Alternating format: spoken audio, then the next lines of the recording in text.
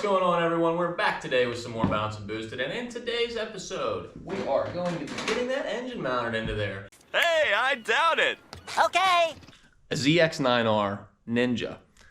So I have the engine on the bench currently right now. I'm getting ready to rip it apart, but I couldn't do it without you guys being here. So I went ahead and grabbed the tripod, got the camera set up, and we're getting ready to rip this thing apart. So I'm gonna get over there, get you guys propped up, looking at what I'm doing, and we're gonna get started. Well, here she is in all of her glory. Now this thing came off of a 2006 Polaris Outlaw 500. At least that's what I was told. I'm not 100% certain whether this is a 500 or a 525 because I'm seeing some mixed reviews on them. And if this transmission is bad, then we're gonna need to find the correct transmission. So I don't see any kind of markings on here anywhere. The only thing that I see is a VIN tag in the front. So I might do a little bit of researching on that and see if I can find anything on what size this engine is, because I really am at a loss. So we're gonna have to figure that out. And then once I figure that out, then we'll go from there. We're gonna get the head, gonna get the valve cover off, the head off, the jug off, and then we'll see what we got going on in the bottom end. I'm hoping that if I rotate this thing to top dead center and I have the piston the whole way up here, that I'll be able to see down inside into the transmission and get a good look before I have to split the case, because I don't really want to split the case unless I have to.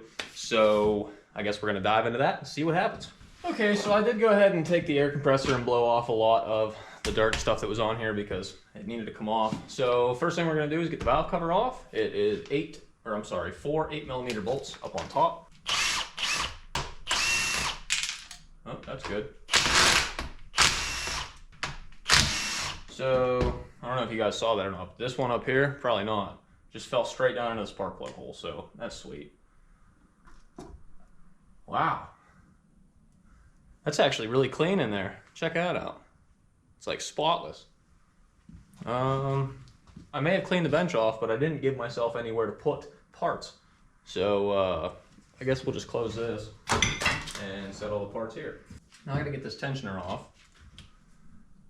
So it looks like it's a 10 and an 8, 2 8s, and then a 10 for the tension, I'm thinking.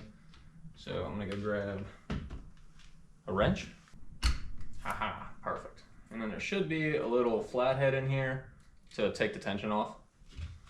So I'm gonna set this to the side, and I gotta find a flathead.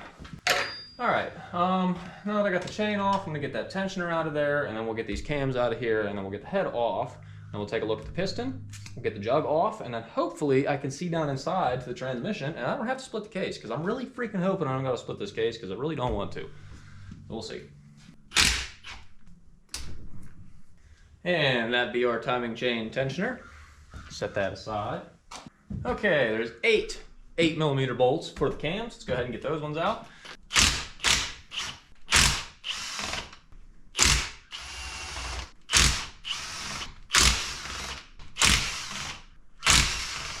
So this is just a side note for all you guys out there that want to build your own bench. Don't build it 8 feet off the ground, because then everything's going to be way up here. Just a heads up. Oh, I missed one. There we go. There she comes. That's good. Well, at least I know where one went. Sure would have known those were in there. Got them both. And out comes the cams. Maybe. There we go. Okay. It does in fact have hot cams in it. So we have 1, 2, 3, 4 14mm 12-point bolts we got to get out to get the head off. So I'm hoping that this will work. We're gonna see. Okay.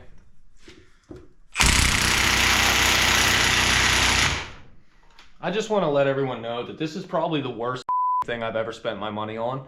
I honestly wish that I could go back and buy a Snap-on impact, because I don't have any problems with this one, but this one is a notorious pile of shit. I just pulled this battery off the charger. I'll show you.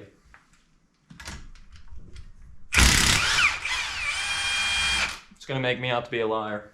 No, hey, no, that don't laugh at that. Don't. Okay, well, you know what? Milwaukee lied to me. But at least that's done. and over with. Let's see.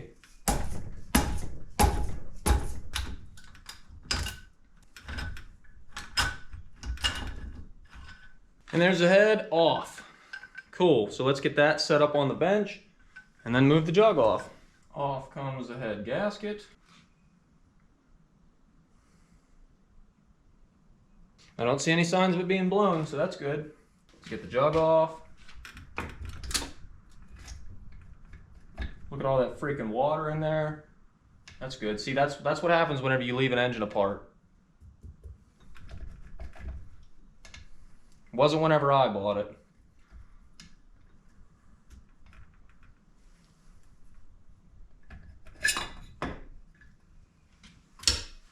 Damn it. So, like I said, you can see all of the water inside of the cylinder. Now, I need to get a flashlight so I can see nothing in there, because I do believe that I might be able to see what I'm looking for.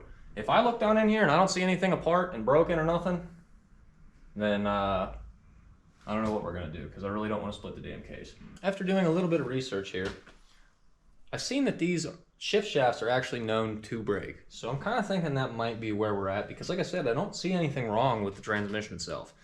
However, my next problem is going to be that I don't have a flywheel puller. On a good note, I did do a little bit of research, and a couple guys told me on some forum pages that you can in fact split this case with the flywheel on the engine, just keeping the flywheel side down obviously and splitting the case off from that. So I was doing a little bit of digging, because I also found out that these engines are in fact known to break shift shafts and bend clutch forks, or I'm sorry, shift forks.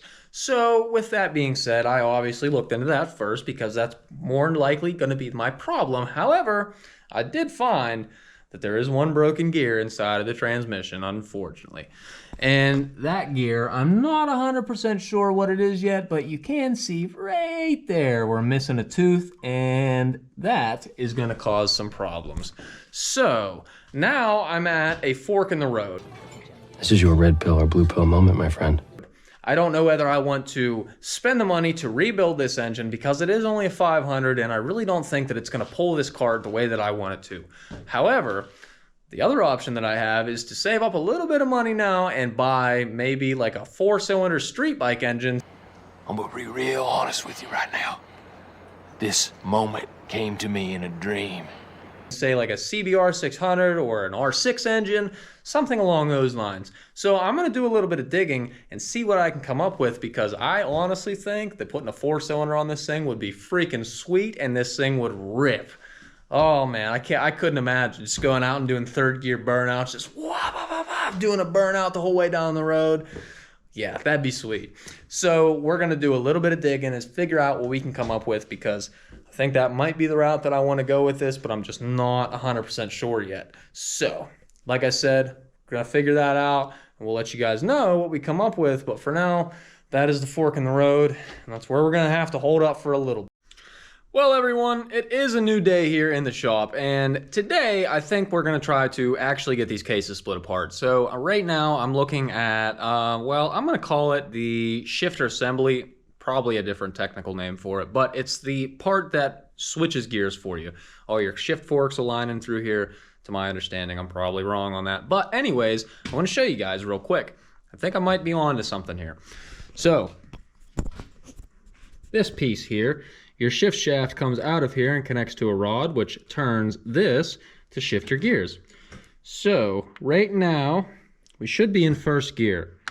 And then, yep, so that's first. Can't go any further. And then here comes neutral. There's neutral. Second. Third. Fourth is a little sticky. And fifth will not engage.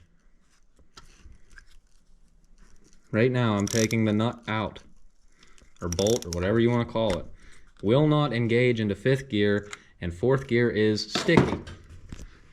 So, I think that we need to get that thing out of there so we can take a look at some of the shift forks, because I got a weird feeling that we might have a bend shift fork, as well as that gear that I showed you guys earlier, which has the broken tooth, which I still haven't found. Don't know where that thing went. Probably got eaten and chewed up and spit out, and I don't even know. But Right now, I'm gonna try to get that bolt off of there, the one I was just showing you guys.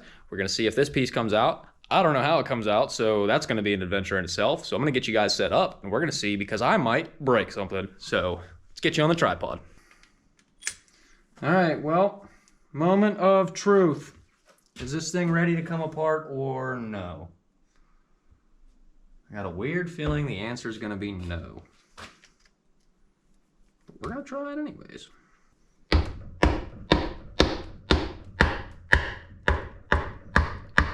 Wow, shockingly, that actually started to crack apart. I didn't really expect that, I'm not gonna lie.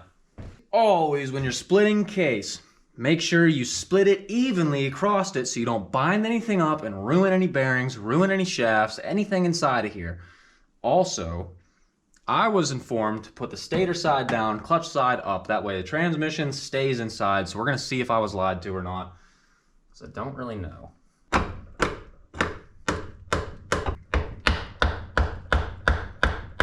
Okay, we'll get one more on the other side. Might need 4, but we'll see. We do have a gap the whole way around. So we're on the right track. Hey, just note to self, don't forget to take the timing chain off. 3 days later.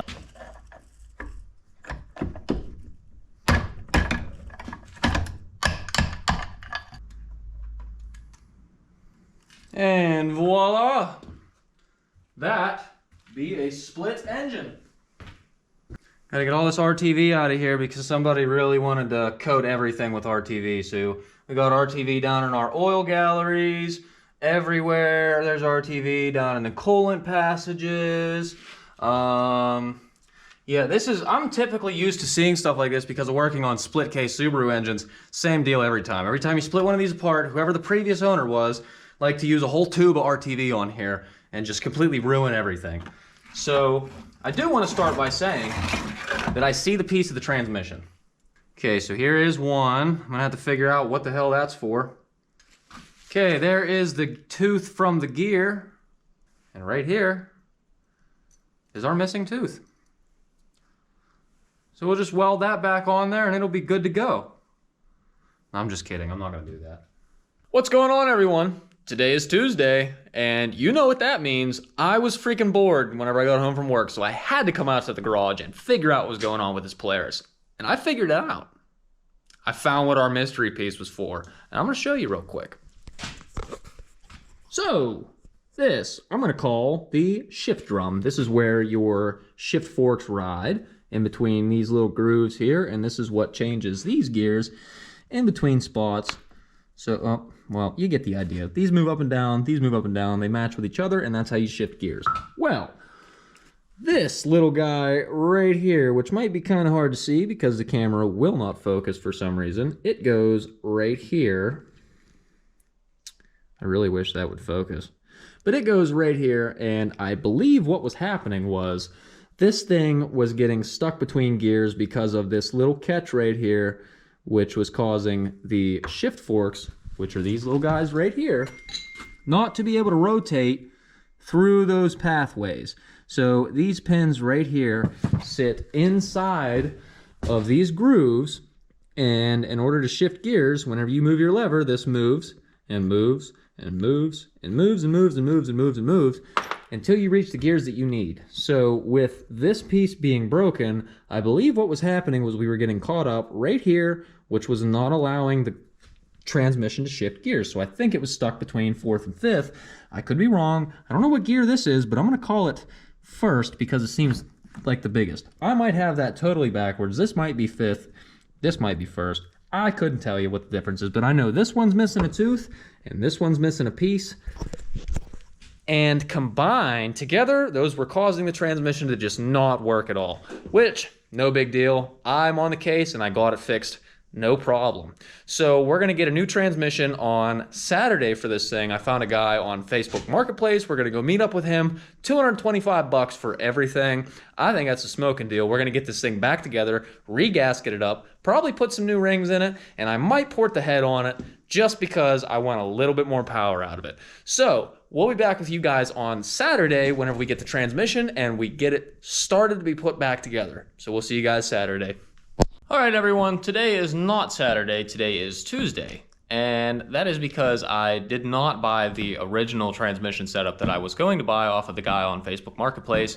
I actually found one for about $100 cheaper, so you already know I'm going to choose the cheaper option. So I definitely went with the one on eBay. It took a few more days longer to get here than, of course, the one did on Marketplace. If I would have went and picked it up, we'd be in a different story. Today is Tuesday, and I have the box sitting right here, and we're gonna get that thing cut open and show you guys what is inside. I'm excited. I really hope that it's the right transmission. It says that it was, but I've seen some controversy on that where a lot of people will sell an 06 transmission thinking that it's an 06, but it's actually like an 07 or an 08. So crazy that it must be true! And it just won't work. So we're gonna get that box cut open and see what's in store for us today. Okay, and right off the bat, I'm sure you guys can see the big old box of shit. So let's go ahead and get that thing opened up.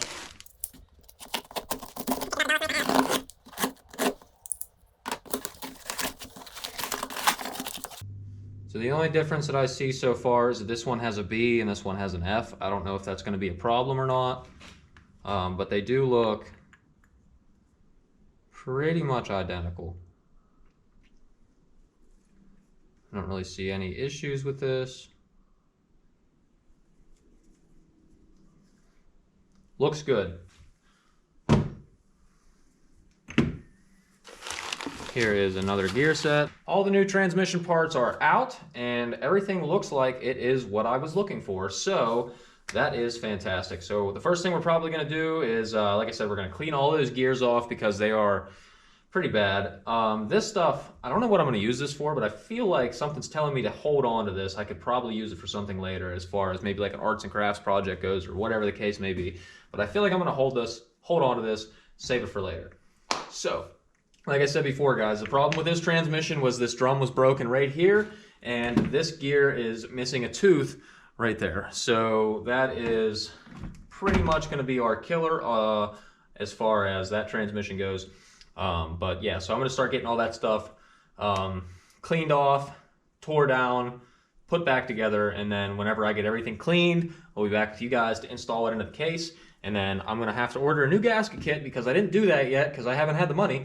But whenever I get the new gasket kit, then we'll continue on with the video, putting this all back together, and then hopefully, whenever I put this thing inside of the crosskart, it fires up no problems. So fingers crossed for that one.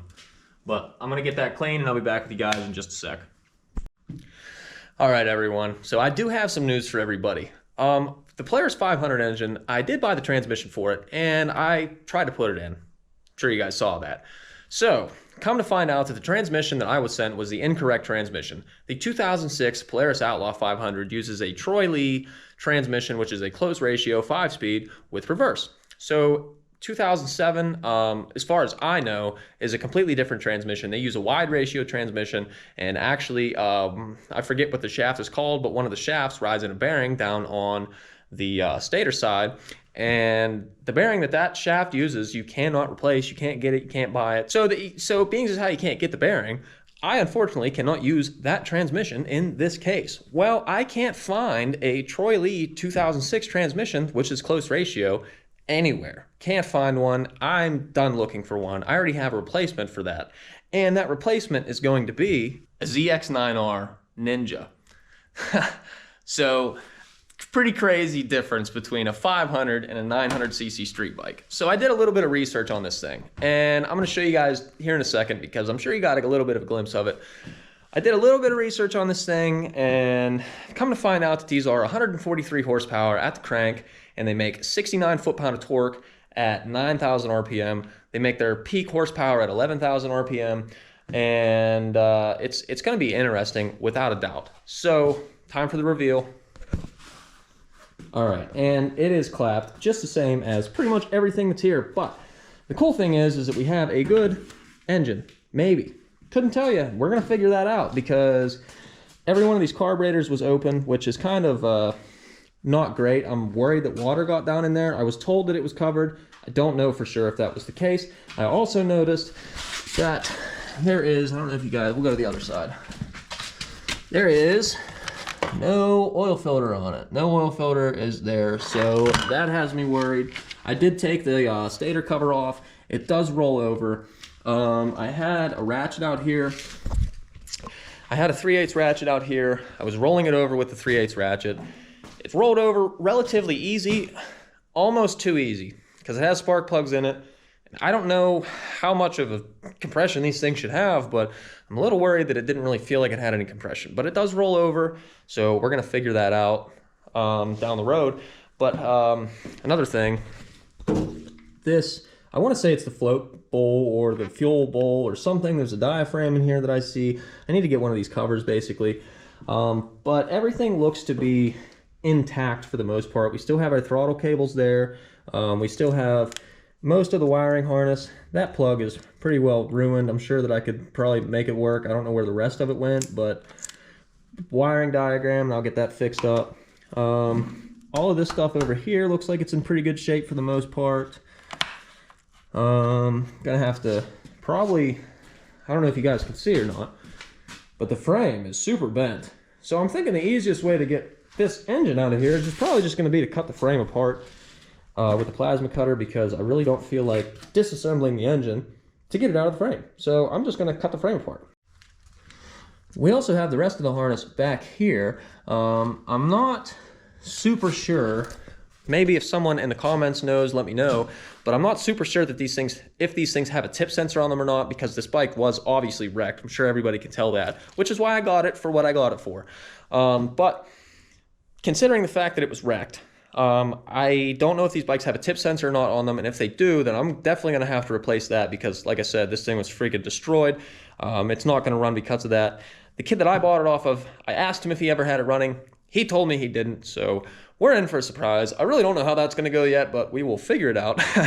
But the first order of business is going to be obviously to get the engine out of there, and then we got to see if that engine's even going to fit back there, because that's going to be the next question. Is considering that I built this to fit a 500 engine, I don't know if that 900 engine is going to fit back here, because that's a 4-cylinder, that's a single cylinder, and it's going to be interesting to see, because I'm pretty sure that thing has like a whole separate housing for the transmission itself. So I don't know how it's going to work yet. We may have to redesign some stuff on the cart, cut it back apart, make it wider, longer. I don't know yet. We'll figure it out when the time comes. I'm also questioning whether I'm going to have to re-gear the engine or not, or put a reduction on it of some sort, because that thing probably does like 70 in first gear. And I know that it's going to be going on the go-kart, but I'm just not sure that it's going to work very good in my favor with that. So I'm probably going to have to do something about that. We're going to do some testing and find out whenever we get to that point. It's going to be a while from now, I'm sure, because like I said, I got to see if I can even get that engine to run first. Anyways, I guess that that's probably going to wrap up today's video. I want to thank you guys for watching. Really hope you enjoyed today's video, and I'm hoping you guys are excited to see that engine on this go-kart back here, because it's going to be, that thing's going to be crazy. It's going to be a death trap, literally a death trap. If you guys think the roll cage is bad, now I'm putting 143 horsepower behind it. We're going to see how that goes. I can tell you that. So, with that being said, thank you guys for watching. Really hope you enjoyed today's video, and I really hope that you guys are excited to see that engine on this go-kart, because that is going to be just absolutely insane. If you guys enjoyed today's video, please give me a thumbs up and definitely hit that subscribe button, because there's going to be more stuff to see. You guys are going to want to see that 900 on that go-kart. I'm telling you, it's going to be crazy. I'm thinking this thing's either going to be a burnout machine or a wheelie machine, or it's going to blow up and explode. We'll see what happens. The only way to see what's going to happen is going to be to subscribe to the channel. Thank you guys. We'll see you on the next one.